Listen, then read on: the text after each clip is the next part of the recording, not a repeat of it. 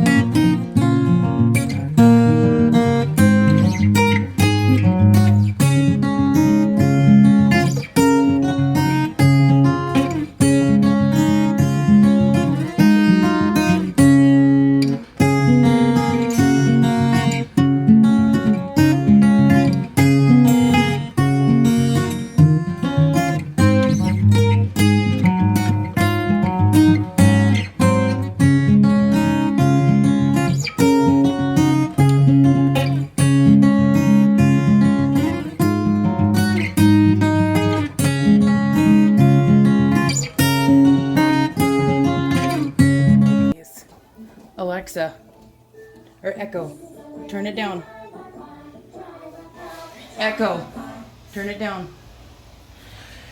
Anyway, so we got our 10 half pints into the water bath canner, and then I'm letting it come to a full rolling boil. And for my processing times, I use the Ball Blue Book of Preserving. This is just a little cheap. There's a better one, but this is the one that I use. And I want to make sure that I'm doing my processing times properly. It's very important to process it safely. In my kitchen, if you do it different in your kitchen, that's you. I do everything according to the rules, I guess, if you want to look at it that way. So I look up let me flip this camera here. I look up the jelly, and I don't use this recipe. I use a similar recipe.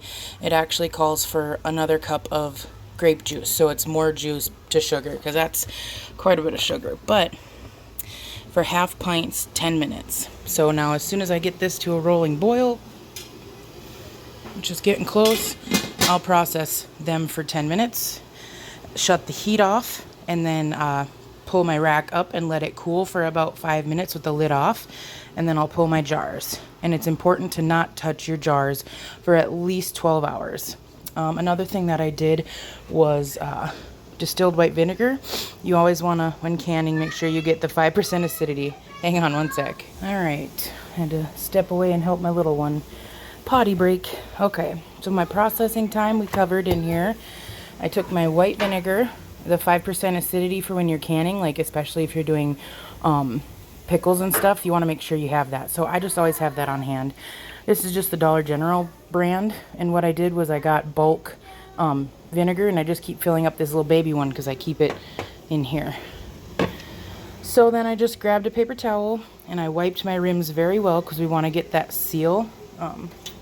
We would wipe the rim where this little rubbery gasket sits, because this is what creates your seal. And when I put on my lid onto my jar, I made sure it was just fingertip tight. You don't want to crank your wrist into it. You want to make sure it's just fingertip tight. So then I got my little extra jelly here. I'm going to put a little lid on it, and I have these really handy lids that I keep in a little container, and they're just in the canning section, and they're super nice when I don't want to waste my rings and lids, because you know lids and rings are expensive and hard to come by. So I use this neat little guy, and it fits on there really well. I also used it in the other batch that I did because I had extra. Okay, honey. Oh, okay. You getting lotion? Oh. And this was my second batch of jelly that I did. This recipe that I have works really super well. I got it off of Pinterest, so you can screenshot or write it down if you want. Pause it. This is the one I use. This is the one I like. It has a ton of sugar, so if you're anti-sugar or trying to keep it out of your diet, I would look for another recipe. All right. We got her boiling. Alexa, set a timer for 10 minutes. 10 minutes. Starting now. All right. And then we'll come back and check it out here in 10 minutes.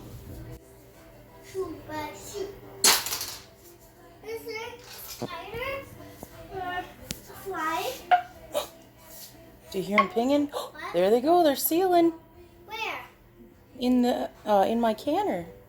Oh, why? That little ping means they're sealing. Awesome. Let them sit for a couple minutes. All right, guys. It's evening on the next day. This is Sunday night. I'm in the laundry room grabbing stuff because I didn't get laundry done because I was busy canning everything and impromptu butchering chickens. That's a story for another video. So I got the jelly all done, and I came up with, I think it was like 16 half pints. And so I got them all done here. I'll flip the camera and show you. Got them up here. That's just a label because I reused that jar. It was a label from I had peach jelly in there, or peach jam. I got those all done. And then I had some weird looking little half pints, but that's my extra. And it's set up really nice. You can see in there. Oh, there we go. It's nice and jelly. Oh, that was my old one, but still. The other one's set up nice too. So I got lucky on them all setting up. So after I canned them, I let them sit in the canner for about 10 minutes with the lid off. And then what I did was set down a towel. You know what? I will show you my carrots that I just did. I just canned some carrots tonight. I just set down a cloth, kitchen towel, whatever, because you don't want that super hot jar touching your cold counters because they can crack. So I just put a little barrier in there to help keep it off the cold counters. And then I let them sit here. Here's the rest of them. I'm selling some because I have far too much. So I'm selling some, but I just let them sit on the counter. For about 12 hours is usually what they say, but I just let it go like almost 24. And then when it's time to put them away, you just yank off the ring. Don't store with your rings on. I learned this after I had already started canning a few years ago. I would leave my rings on because I just thought that's what you did, but no, you can reuse these and they last longer, and you won't get a false seal. So if something gets yucky in your storage, and this pops, you're gonna start seeing it and smelling it because it's gonna be funky, and it's how you know your stuff's good. So then I just do a fingertip test on that lid to make sure it's sealed. This is when I'm de-ringing them, and then I label them. Always label them because you might think you'll remember, but you don't. Especially if you have a brain like mine. It's always going a million miles an hour. But then label them and store them. That's all you got to do. And then you got some fresh food for your family. So I did my I got 12 jars of carrots here that I did. I grabbed organic carrots. I didn't grow carrots this year. So I just literally grabbed organic carrots from Walmart.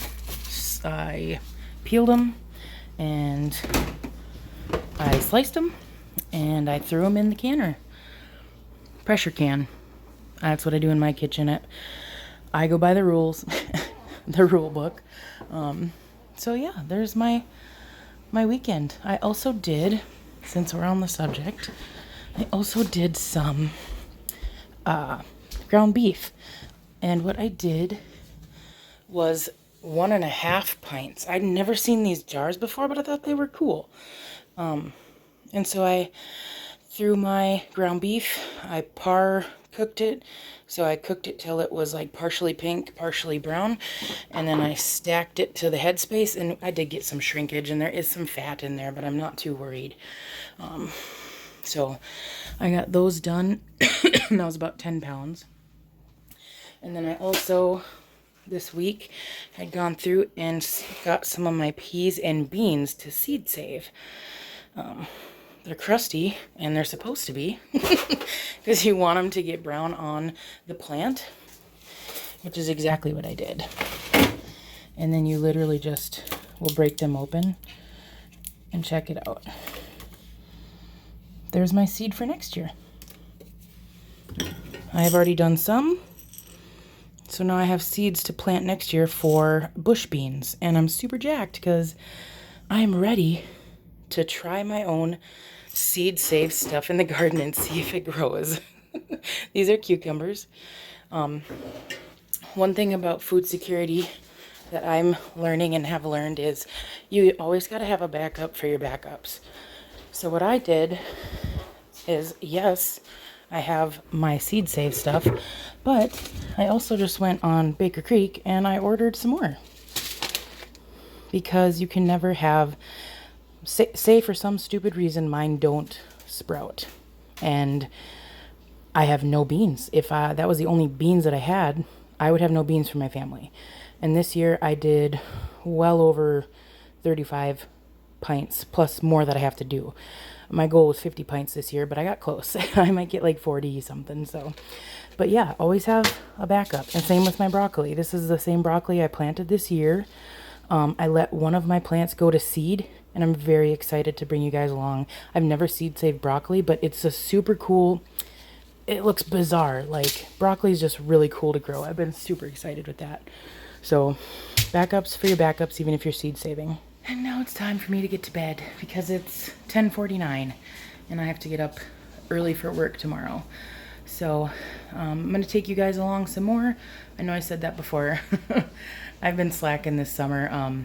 I had an injury to my knee that laid me up for a while, so my garden looks atrocious. I will show you guys, but I had it immaculate from weeds and now it's nothing but weeds. So I have a lot of work to do before winter hits and it's already going to be October this weekend, so got some work to do. My knee, I fell at work and it's just felt like I have like a balloon under my kneecap, so working on it. Physical therapy, walking with my sister, trying to get my knee range of motion back. I can't kneel on it yet, but hopefully one day I can get there. And then we all got COVID in end of August, so we were down for the count for like 2.5 weeks with the sick running through our whole house. It was blech. Don't want to do it ever again. But everybody's well. We're all fine. Now it's just a lot of catch up. So I hope you guys have a great rest of your week and just keep on putting up your food, guys. It's totally worth it. It's so cool to be able to walk into that room and have all of this food that I've put up, knowing that even if the world is doing what it's doing and there's talks of food shortages and, you know, inflation is a real thing, a big thing.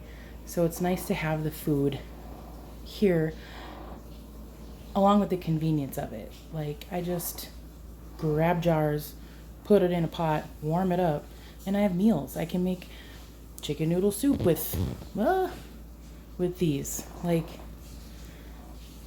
tons of different stuff. And my ground beef, I put it in a pot, in a pan, warm it up, you know, fry it a little bit more, and it tastes just like ground beef. I mean, the texture is still there. It's all good.